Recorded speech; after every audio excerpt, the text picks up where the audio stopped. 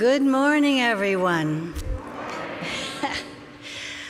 My name is Janelle Britton, and I will be your worship associate for today. And Reverend Susan Francis is our worship leader. Welcome to the Unitarian Church of Evanston. Whether this is your spiritual home or you are newly discovering this community, we are grateful you all are with us. We are an inclusive, welcoming community seeking truth and love and striving to nurture the human spirit for a world made whole. We are guided by our principles and values, which remind us in every moment and with every challenge that each of us is worthy of love and that we are all connected through the vast and beautiful web of existence. We come together to remember our kinship with each other and to hold one another in our hearts and minds with tenderness and careful attention. Now, if you're joining us online, there are many links of connection in the description below the YouTube, including the order of service credits, ways to support our mission, and a link to be added to our email list. If you are in the sanctuary, we encourage you to use our QR code found on the hymnal carts just outside the door that will give you the service agenda. We also have large print orders of service and the listening assistance tools for those who would like to have that. And hymnals are always available for anybody who would like to have them. A few announcements. After the service today, please stop by the the Votes program table in the back of the sanctuary. You want to pick up a packet of letters. We have over 1,000 letters we need to write and send out to reclaim our vote. Our Connections for the Homeless Coordinating Committee will also be at the back of the sanctuary after the service to get us to sign petitions for the rezoning of the area where the Connections location is at the Margarita Inn. We want to help them with their ongoing innovative housing programs. Our Faith Formation Hour is hosted today by the Real Team, and we are having an ice cream social in the South Garden. Yay! How long has it been?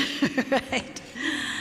We are joining with the Second Baptist Church, and we are featuring YoFresh yogurt and a balloon maker. You're invited to stay for an hour of socializing, treats, and fun. Our shared offering program is now accepting nominations for next year. Please use the newsletter, look at the newsletter for our link if you have any suggestions for organizations that you would like to have us share our offering with. I want to also let you know that June 30th is the deadline for getting those applications in for next year. Join us at our annual Flower Communion service next Sunday, June 5th. Please bring your favorite flowers, whether it's from your yard or from the store, to share with others. We will also have our annual picnic after that service. It's a potluck, and how long has it been since we have had a potluck? So bring your favorite dish to share with others. As we begin our worship service, those joining us online are invited to gather your family and light your chalice as we join in the beloved community.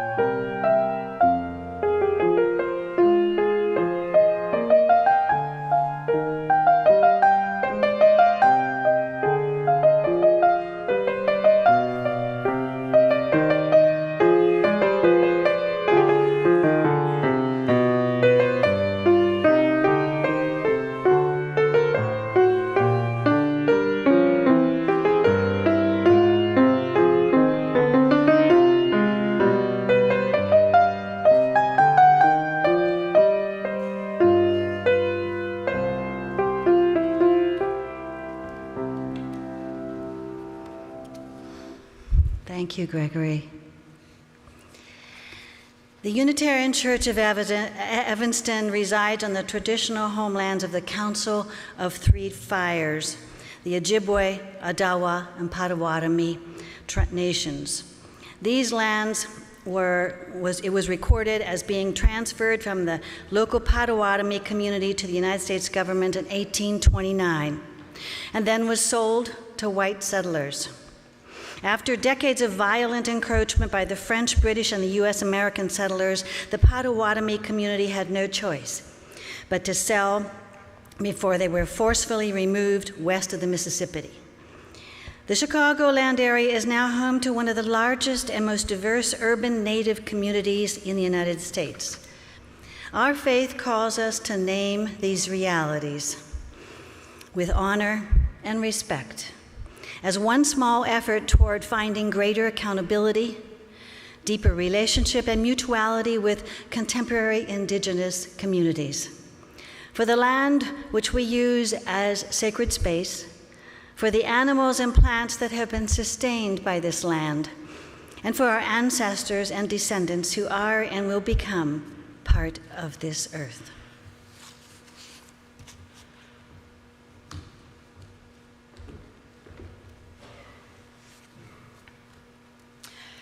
Janelle brought our chancel flowers this morning in memory of her husband, Michael Wynn.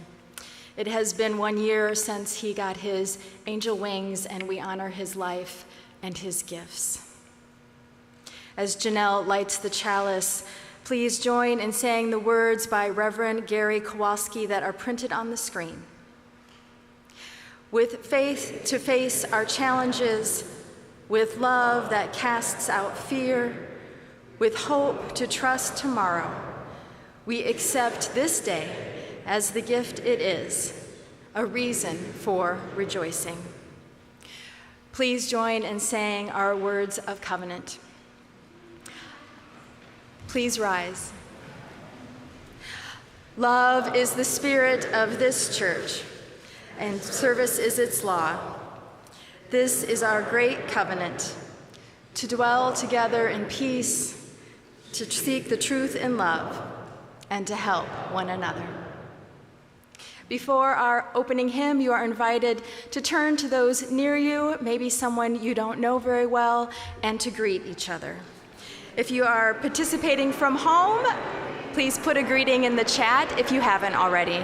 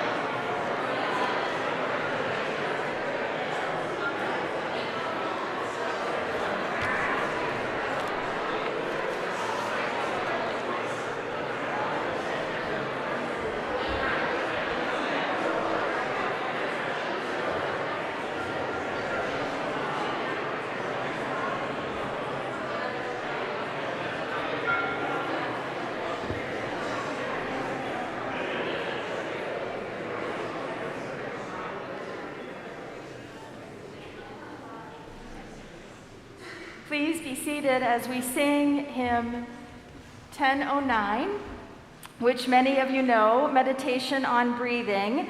And Kylie and Lynn and I are going to sing the three parts. And so Kylie will sing through once, and then I'll come in the second time we go through it. Lynn will come in the third time we go through it, and we'll all sing together one final time.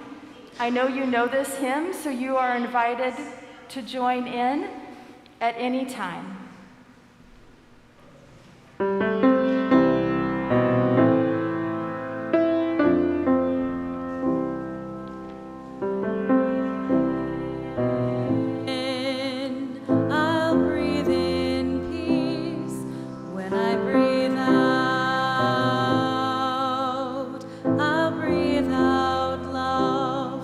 When I breathe in,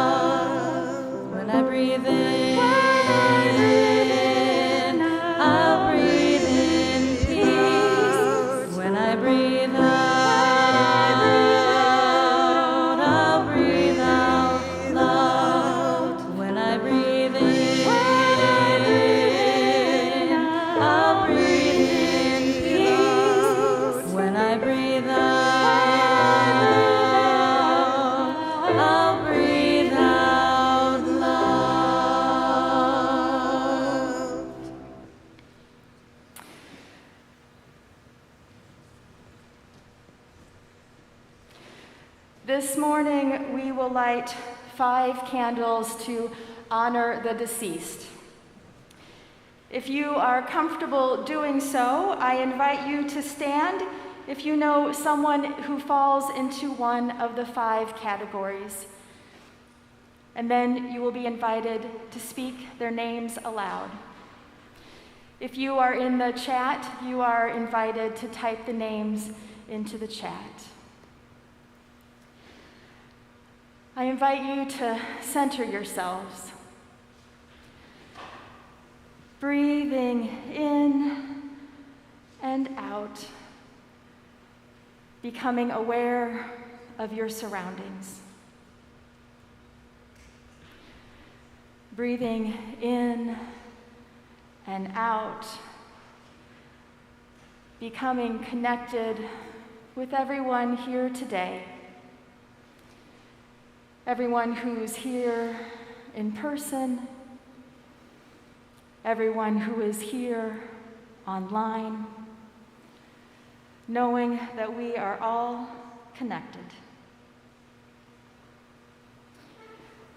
Breathing in, breathing out as we honor the deceased.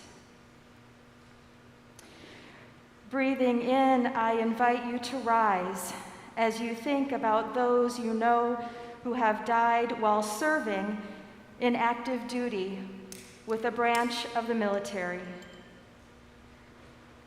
And breathing out, I invite you to speak their names aloud.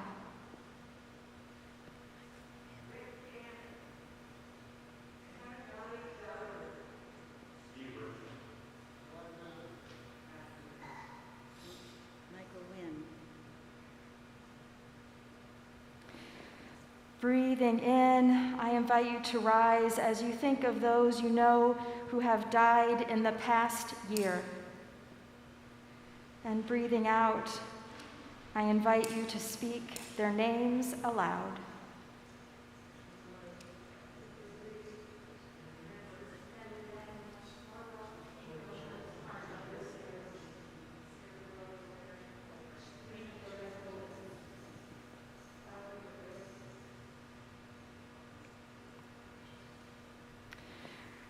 Breathing in, I invite you to rise as you think of those you know or know of who have died from COVID-19.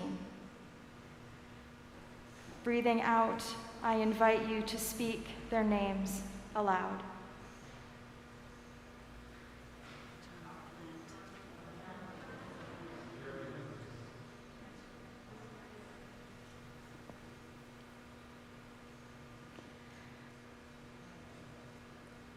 Breathing in, I invite you to rise as you think of those you know or know of who have died from gun violence. Breathing out, I invite you to speak their names aloud.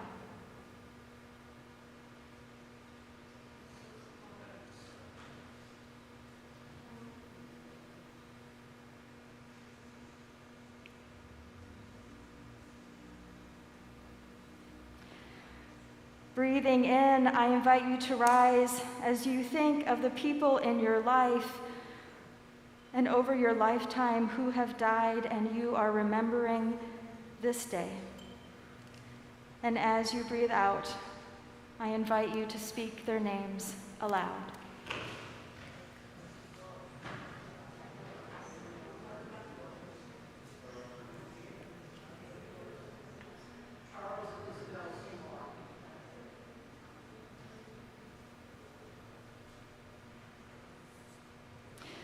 Let us hold these memories, the laughter, the joy, the love, the heartbreak in our hearts this morning. Please remain risen as we sing, "Comfort Us." Comfort me, comfort all of us.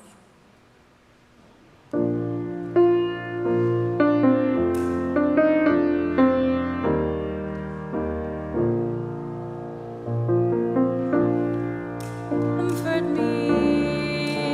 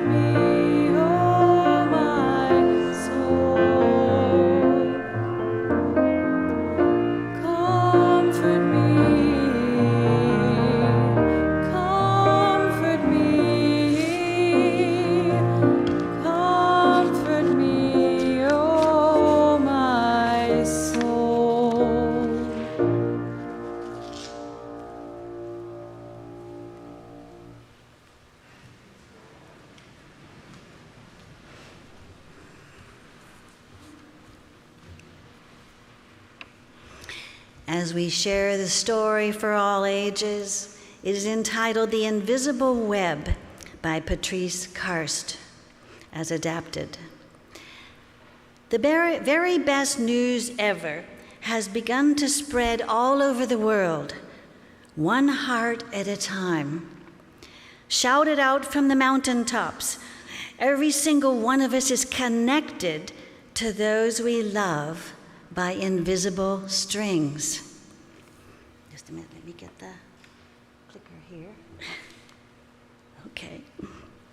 This means Giovanna and her daddy are always together, even though he moved to a new house. Omar can feel the tugs of love from his parents, even though he is living far away in a school. Is this Mr. Chang? Which one's Mr. Chang? Is that right? One more? I don't know if I'm in sync with my slides here. Mr. Chang still feels Mrs. Chang close by, even though she died such a very long time ago. And you at this moment may feel the string of someone close to you, even though they aren't there. You can't see it, but they are real. Our strings reach to everyone we know. They travel far and wide, to families and friends, classmates and coaches, to bus drivers and babysitters, neighbors and pets. Oops, back up, there we go. To aunts and uncles and grandparents and grandchildren and countless other people. And all of those people have hundreds of strings. Soaring high over rocky peaks and across the 7 seas, deep into jungles and valleys, and winding through the busiest streets, all of these strings crisscross one another and create a nest that covers the planet, interlacing us together, cradling us forever. The web has no borders and wraps around every continent. Within it live butterflies and flowers, starfish and seahorses, lions and ants, and rivers and snowstorms, and all human beings. Giovanna, Omar, Mr. Chang, and of course, you and me too. Some say it even reaches to our ancestors and those we cherish in the beyond. One tug of a string sends love to every one of us woven together in this diverse tapestry. And that means just one good deed travels across the entire web. Everything and everyone is linked. But sometimes folks forget. When they can't feel their strings, they forget about the invisible web. And that's when strings get tangled up. Like when lonely Luisa isn't invited to sit with anyone at her school in lunchtime. Or when sad Stefano wishes his friend Marcos wasn't so bossy when he played.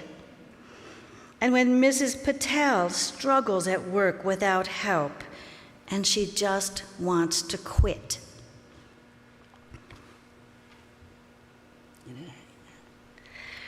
Even violence and war can erupt when too many of us forget the web. When strings are ignored, we can become weak and begin to unravel. But the more people who care for the web, the stronger it remains. The web feels like every parent, since the beginning of time, holding and protecting each one of us in millions of gentle arms. What could be stronger than all of those hands holding us together? So many supportive fingers can always find a way to untangle strings so that love can flow again. But it's up to every one of us to spread the word Our time is right now. If we remember the web and tug at it often, nobody will ever feel left out. We will see others more clearly. The people of the world would look into each other's eyes. They will smile at one another. And when one of them cries, we will all want to help. And they do. Marcus apologizes to Stefano. Someone helps Mrs. Patel at work and tells her what a great job she's doing. And she remembers that she's important and feels happy again. Louisa feels warm and bubbly inside when a few of the kids in the class ask her to join under a banyan tree for lunch. She knows right then that the invisible web is real. After school, Louisa cries with joy as she strokes her cat, who purrs the news to the stars. And the stars whisper the secret to the clouds, who share it with the songbirds, who serenade the world with this exquisite melody of love at the start of each morning and all through the day. Until, as the invisible web glitters in the magic of twilight, the owls take over and hoot the news throughout the night. The invisible web is alive. Its time is right now. It breathes as we breathe, pulsating all over our earth, the single heartbeat of life and love. And do you know what that makes us all? One very big family.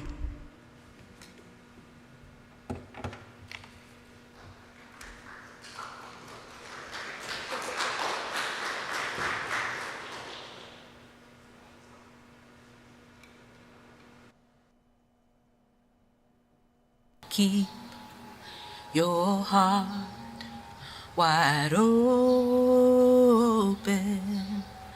though the waves wanna push you around. You gotta keep your heart wide open till your faith brings you back to solid ground. I'm gonna keep my heart. I'm gonna keep wide open. I'm gonna keep my heart wide open. Though these waves wanna push, though they want me around, though the waves wanna push me around, I'm gonna keep my heart. I'm gonna keep wide open. I'm gonna keep my heart wide open till my faith brings me back to solid ground. Until my faith brings me back to solid ground. We gotta keep our heart. We gotta keep wide open. We gotta keep our hearts wide open. Though these waves wanna push us around, though these waves wanna push us around, we gotta keep our heart. We gotta keep wide open till our faith brings us back to solid ground. Till our faith brings us back to solid ground. Say hi. Hi.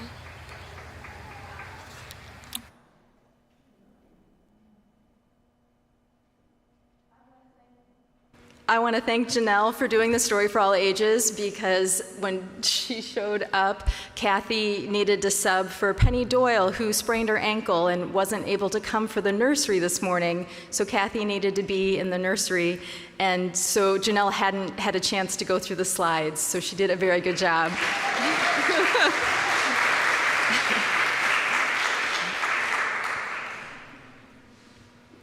This is the time in our service each Sunday when we hold space for the joys and sorrows of those gathered here, both online and in person. We honor the struggles and the triumphs, the brokenness and the wholeness that is woven into the human experience.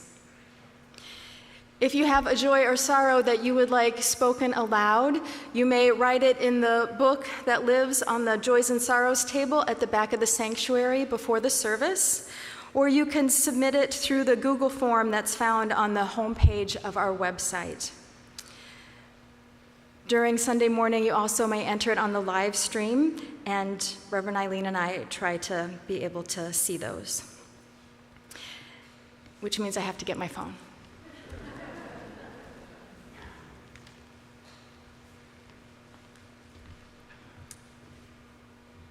All right. So these are the joys and sorrows that were shared with us before today. Kathy Underwood, who is downstairs in the nursery, shares that Todd and I welcomed our first grandchild, Clementine, on Wednesday. Yep.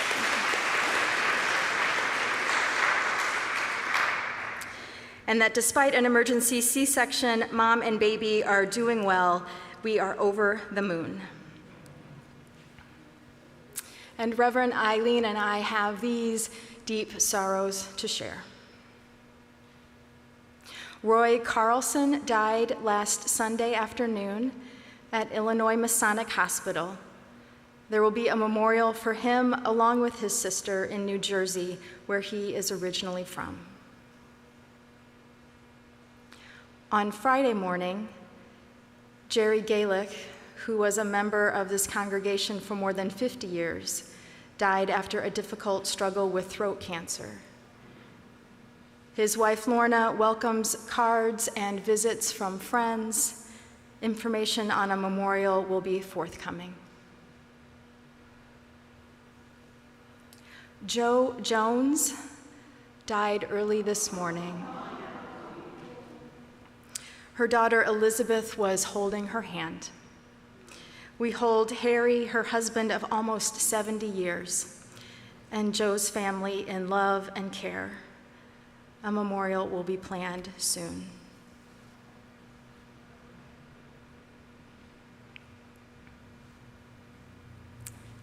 For those of you online, if you've typed anything into the chat, my phone is just scrolling and I cannot see the chat, so I apologize. And if you will hold each other in tender love and care. Our thoughts and prayers are also with the survivors and the families of the victims from the shooting in Uvalde, Texas on Tuesday. This sacred space for our deep offerings is part of the practice of beloved community. Together, we hold each other in tender care. If you have something on your heart this morning, a joy or a sorrow, you are invited to come forward and light a candle.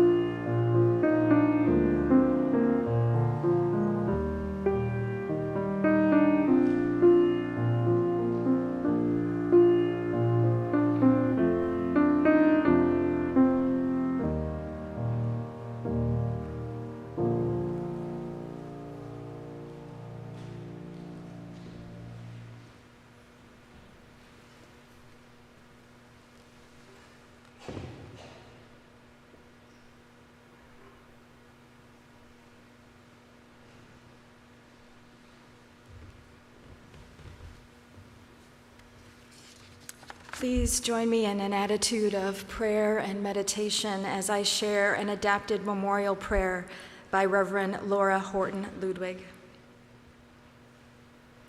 Spirit of life, Spirit of love, we come today carrying our grief, our memories, and our love.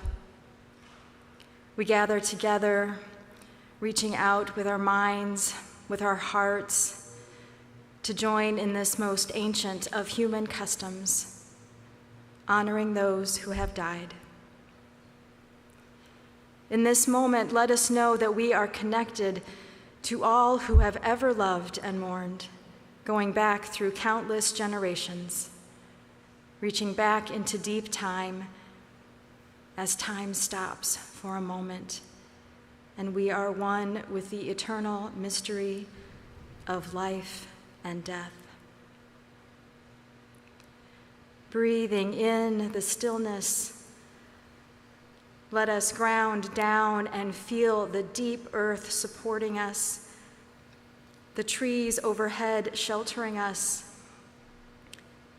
the sky above us, all connecting us to the universe itself. We know so little of where we come from or where we will go when this life is done. But breathing in the stillness, may we know that we are one, that we are held, that love abides. Let us be together, each adding our own silent prayers and meditations as our hearts lead us on. May it be so. Amen, and blessed be. Please remain seated, but join in as you are moved as we sing Voice Still and Small.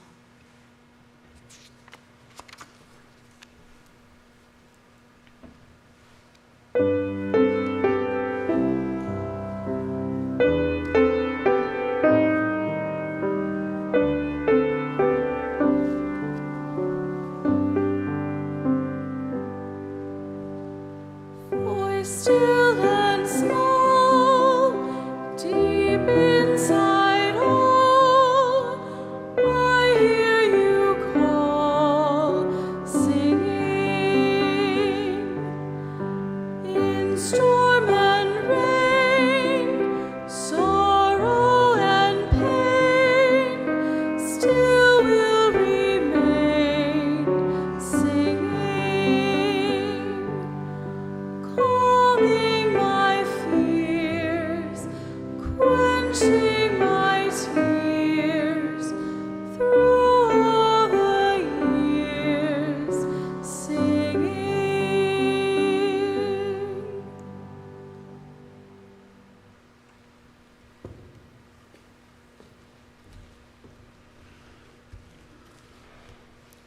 At this time, our young people are invited to go with Wendy to Heads, Hearts, and Hands and enjoy some time together. As we say in our covenant each Sunday, service is our law. UCE is called by our mission, vision, values, and principles to contribute to our community, to form accountability partnerships, and to express gratitude through giving.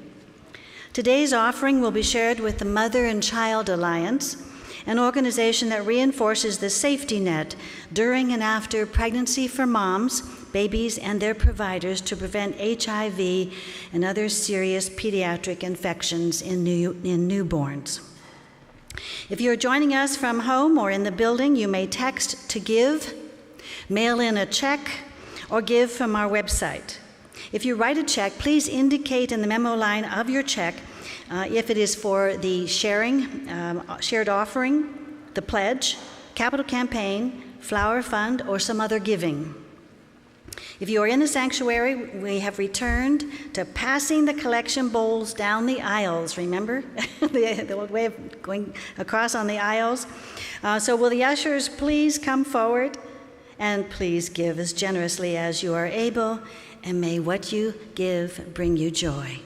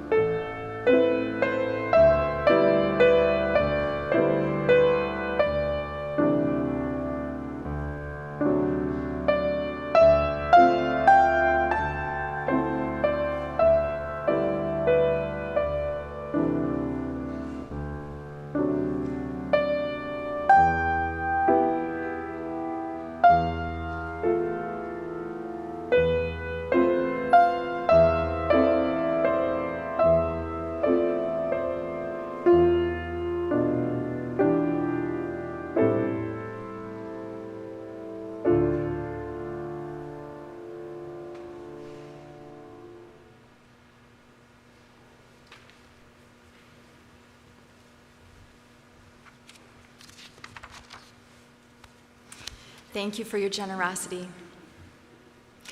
Our reading this morning is adapted from the essay It Matters by Robert R. Walsh. I knew a man who had printed on his stationery this proverb: "Nothing is settled. Everything matters." It established a certain ambiance for reading his letters, as if to say, what you are about to read is to be taken seriously, but it is not final. I remember him and his proverbs sometimes, especially when it seems impossible to change the world or change myself in any significant way. "Sorry, friend," I say to him. "It's not true that nothing is settled. In the past year, choices have been made. Losses have been suffered. There have been growth and decay. There have been commitments and betrayals. None of that can be undone. A year ago, no one knew whether during this year one person would become pregnant, another would get cancer, another would take a new job, another would have an accident, but now it is settled. One day this year I was present just when someone needed me. Another day I was busy doing something else when I was needed. One day I said something to a friend that injured our relationship. Another day I said something that enabled a person to see life in a new way. The best and worst of these days is now written. All of my tears of joy or sorrow cannot erase it. If I stay with this meditation long enough, the reply comes. "You have misunderstood the proverb," my friend says. It is true that you cannot escape the consequences of your actions or the chances of the world, but it is not settled on how the story turns out. What is not settled is what the meaning of your life will be. The meaning of a life is not contained within one act or one day or 1 year. As long as you are alive, the story of your life is still being told, and the meaning is still open. As long as there is life in the world, the story of the world is still being told. What is done, but nothing is settled. And if nothing is settled, then everything matters. Every choice, every act matters. Every word, every deed is making the meaning of your life and telling the story of the world. Everything matters in the year coming, and more important, everything matters today.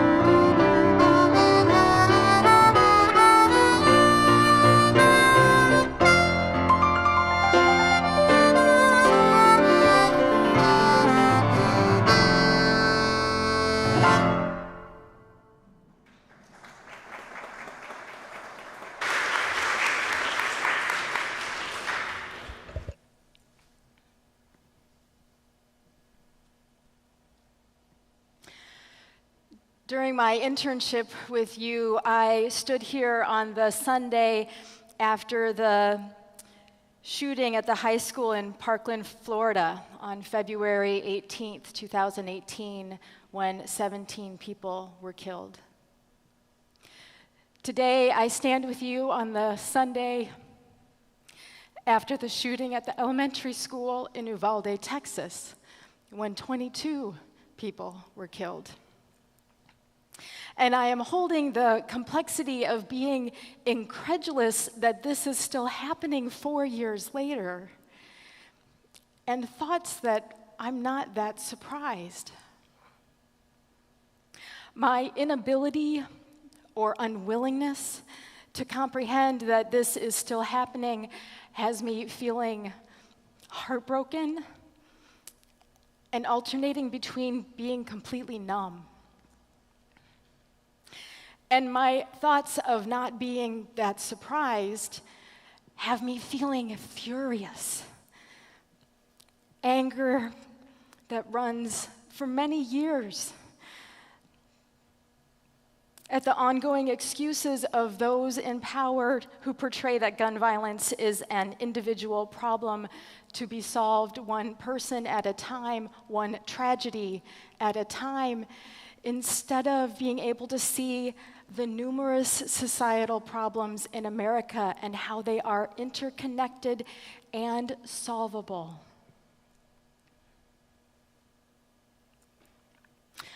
Tomorrow is Memorial Day, a day our country sets aside to honor those who died while serving in a branch of our military. And today, we grieve and celebrate their lives. We are grateful for their service. This year, on this Memorial Day weekend, less than a week after the Uvalde shooting, we are also grieving with the families of those victims. This Memorial Day, we also hold in our hearts all the returned veterans who live with post-traumatic stress disorder, and hold in our hearts the survivors of Tuesday's shooting who are now subsumed in trauma. And layered underneath all of that is our collective grief and trauma that we are experiencing from still being in the midst of the COVID-19 pandemic. And layered on top of all of that is our individual grief that we are experiencing as we mourn the death of friends and loved ones, as we mark the anniversaries of the death of loved ones, and how we are figuring out how to have memorials for those who did not get one during the pandemic lockdown. It is not surprising that in this current edition, spring 2022 of the UU World, that there is an article titled Meeting Pandemic-Era Trauma with Choices and Radical Hospitality. It is about how our grief and trauma from the COVID-19 pandemic has left all of us more vulnerable to additional trauma. The Reverend Sunshine Jeremiah Wolf, who is the Congregational Field Staff for the Unitarian Universalist Association's Central East region, says, quote, "Grief is a healthy, normal response to change. But trauma is purely instinctual and cuts off our ability to be thoughtful. Each person has a window of tolerance for processing intense emotions in a healthy, helpful way. When a difficult event pushes someone beyond that window, they experience trauma, a psychological reaction that triggers the fight or flight response and can disrupt relationships." End quote. Reverend Wolf suggests that we heal by acknowledging trauma's effects, adapting to its presence, and being mindful of each other along the way. We each have our own life journey, and acknowledging these many layers of grief and trauma will be different for each of us. But as our story, The Invisible Web, reminds us, we are all linked. And acknowledging our own and each other's grief and trauma is important for all of us. Reverend Wolf suggests that it is especially important for those of us on either end of the continuum of traumatic experience, those for whom trauma is new, and those for whom trauma has existed in some form for a long time. It is important for us to find ways to grieve, ways that, although they are difficult and challenging, they are ultimately healthy and helpful. Ways to process life's challenges, life's changes, life's losses, and life's transitions. J. William Jordan writes in Grief Counseling and Grief Therapy that one of the many things that we need in the early phase of mourning is information about how to take care of ourselves. One way we take care of oneself is to keep our mental, physical, spiritual, and emotional metaphorical cups full. Responding to the grief and trauma in our lives drains our cups. And as our cups run dry, it is easy to fall into despair, to have difficulty finding hope or envisioning a better future. As one cup becomes dry, it is more likely that the other cups will evaporate or drain away. I know what you're thinking. You're thinking, I heard of the one cup that runneth over from Psalms 23:5 in the Christian Bible, when the psalmist used the metaphor of a cup overflowing to mean there was an abundance provided by God. But multiple cups? What is that about? One way to think about self-care is to think about 4 aspects of our being: the mental, physical, spiritual, and emotional aspects of our being. Each of these aspects affects the other, and these 4 aspects are our metaphorical cups of self-care. Each of us has different sources that help us to tend to and fill up our metaphorical cups. When our cups are full or overflowing, we are able to process the grief and trauma we experience. We have the energy to share of our time and talents with others, with our children and youth, with our elders and friends, and even with strangers. When our cups are full or overflowing, we are able to find or create ways to engage with our various communities wherever we may be. These 4 aspects of our being are interconnected and influence each other. For example, when I tend to my physical health, I make time each week to do my physical therapy for a 20-year-old upper back injury. I've been doing these exercises for over 2 decades, but when I miss a week, my cup starts to run low, discomfort sets in, and then it is hard for me to be able to stay mentally engaged. When we tend to our mental health, we have more bandwidth to contemplate existential questions and live into a fuller spiritual life. And there are many ways to tend to our mental health. When I was a chaplain downtown at Northwestern Memorial Hospital during the second variant wave around October of 2020, we had a puzzle set up in the conference room, and I spent a lot of my breaks there. Something about letting my mind get absorbed in those puzzle pieces reduced my anxiety and my worry. And when the grief and trauma becomes overwhelming, caring for your mental health might be giving yourself permission to admit that your cup is dangerously low and to seek out help from a friend or a minister or a therapist. Sometimes it is difficult to distinguish our emotional health and our mental health. Letting yourself cry when you are sad and laugh heartily when you are joyful are really good ways to fill up your emotional cup.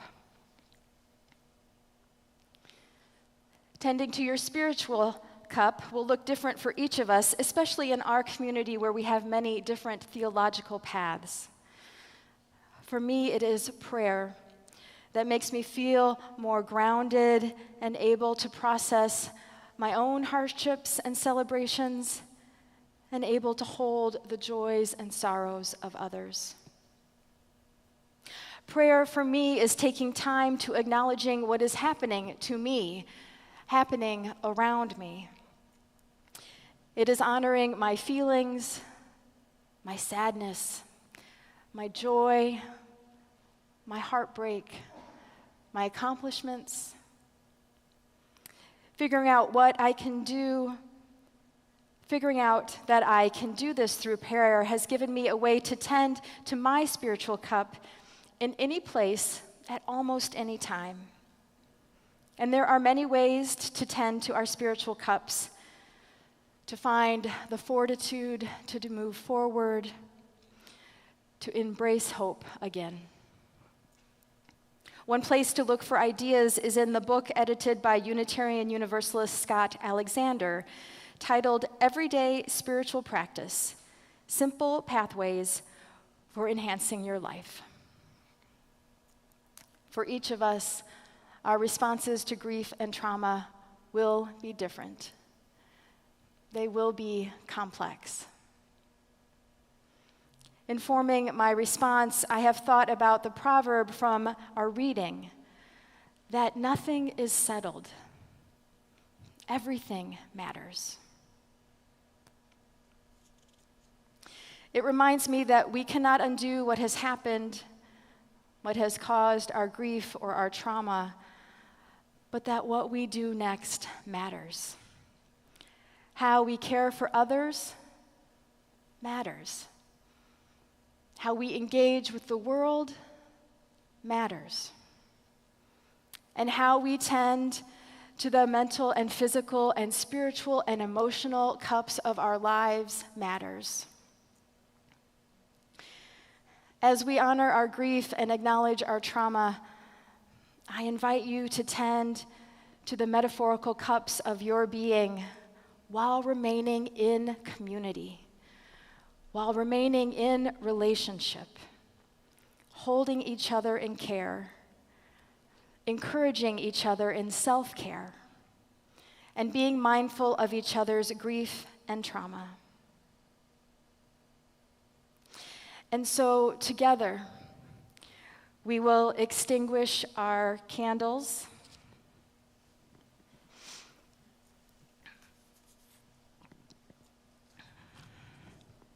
honoring our loved ones that we hold in our thoughts and memories.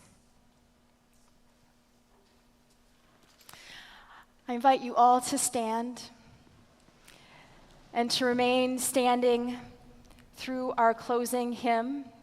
When we're done extinguishing the candles, we will go into meditation on breathing again, and we will sing it through as we did at the beginning of the service.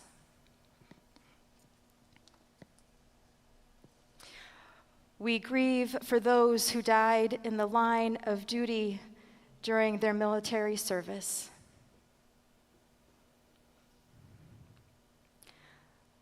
We grieve for those who died this past year.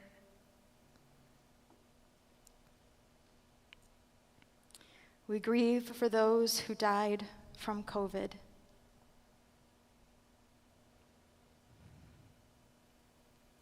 We grieve for those who died from gun violence.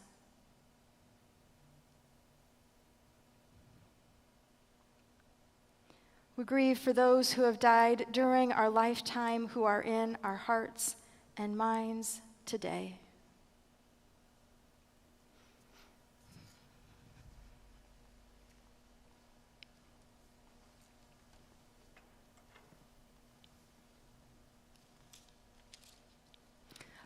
Look around and know you are not alone.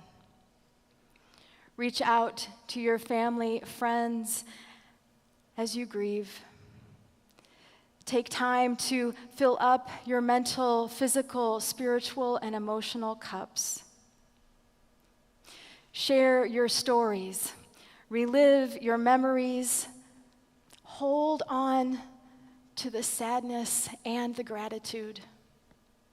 Live into your anger and your contentment. And know through all of it that you are held in a community of care. Nothing is settled. What we do next matters. Blessed be.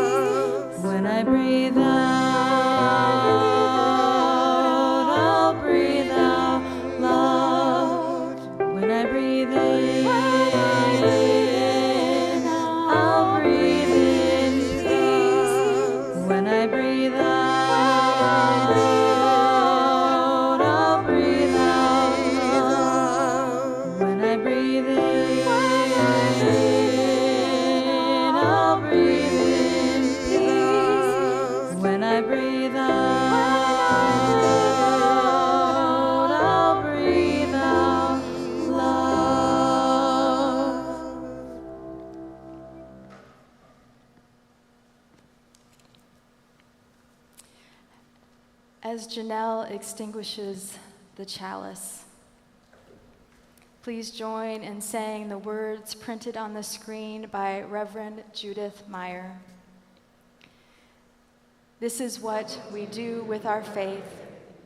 Live in this world knowing that we will lose each other, loving despite the hard bargain it demands of us, doing what we can so that truth may be safely lived, measuring our faith by the difference we have made, building up faith communities to continue after we are gone.